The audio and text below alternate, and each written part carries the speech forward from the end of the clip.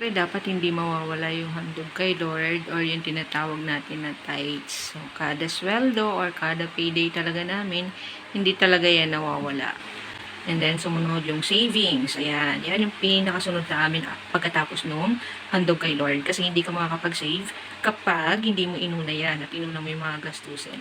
Yan, sumunod yung insurance ko. Ayan, monthly naman yan, kaya okay lang na twice a week. Sumunod yung bills. Ayan, pinag-iipunan namin yan weekly para hindi kami mabigla kapag dumating na yung bill. So, weekly din kami talaga naglalagay yan. Sunod, transportation. Ito weekly. Transportation ng anak ko sa school. Meron talaga yung baon. Yan, kasama na yan.